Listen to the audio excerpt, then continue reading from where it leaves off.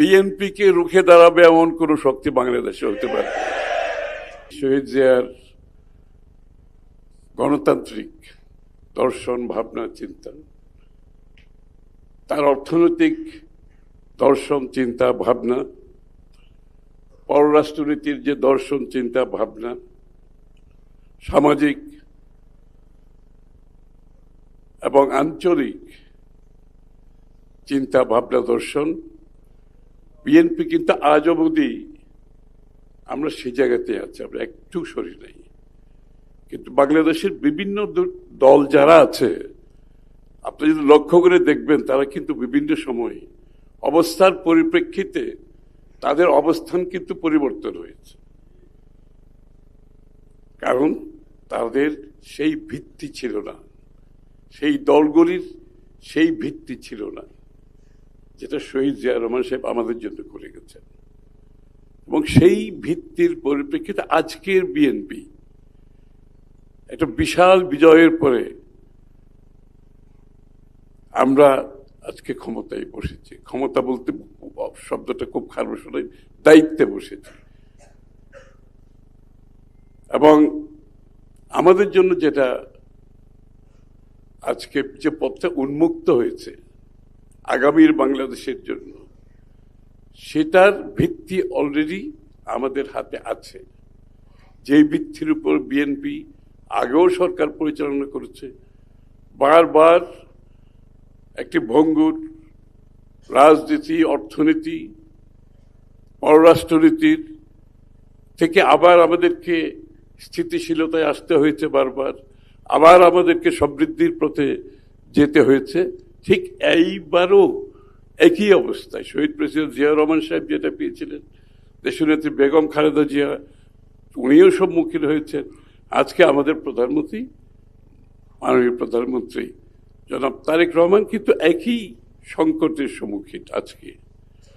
এবং সুখবর হচ্ছে আমাদের একটা বড় জনসমর্থন নিয়ে আজকে আমরা দায়িত্ব পেয়েছি।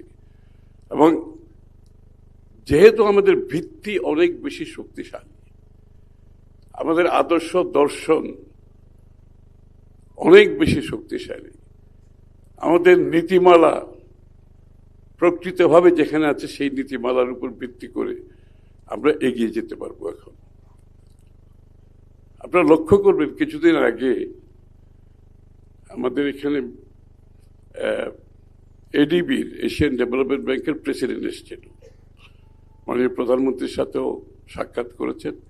তার আগে আমাদের সময় আলোচনায় বলছেন, উনি জিজ্ঞেস করলেন যে আমি একটু অবাক হচ্ছি যে একটি সরকার 90 দিনের মতো মাত্র ক্ষমতায় আছে, আপনারা কিভাবে এতগুলো নীতিমালা একসাথে করে ফেলেছেন এবং এর অনেকগুলো বাস্তবায়নও হয়ে যাচ্ছে 3 মাসের মধ্যে। এটা অবিশ্বাস্য ব্যাপার।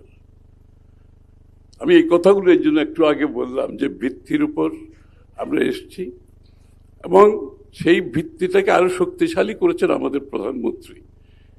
উনি কিন্তু প্রধানমন্ত্রী হওয়ার পরে নীতিমালায় হাত দেন নাই, বাস্তবায়নে হাত দেন নাই।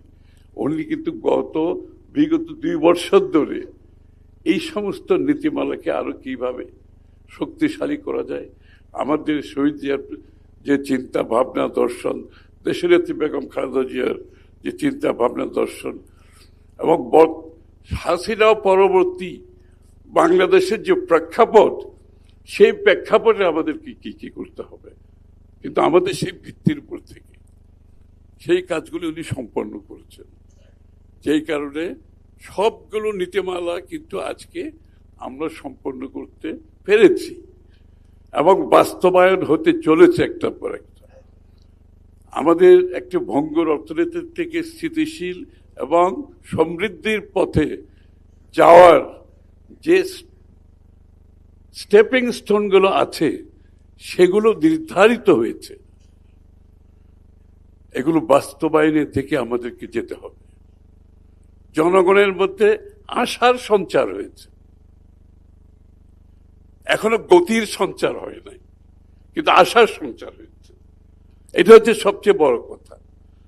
ইতিমধ্যে আপনারা দেখেছেন বিগত রমজানের ঈদে, এইবার কোরবানির ঈদে দ্রব্যমূল্য কিন্তু বাড়ে নাই।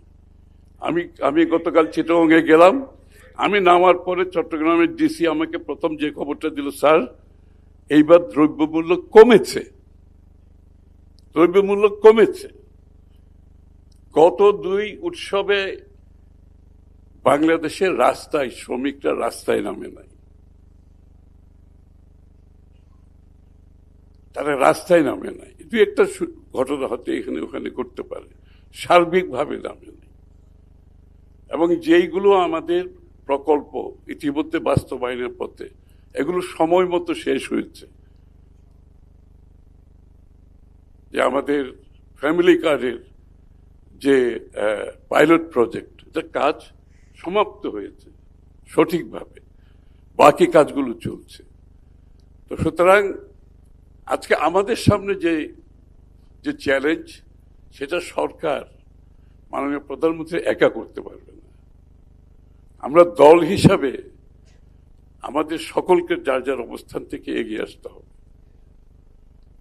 আমি খালি আপনাদের কাছে একটা অনুরোধ, মাননীয় প্রধানমন্ত্রী যে দৃষ্টান্তগুলো স্থাপন করছে, আমরা যদি সেটা ফলো করি, বিএনপিকে রুখে দাঁড়াবে এমন কোন শক্তি বাংলাদেশে হতে পারে।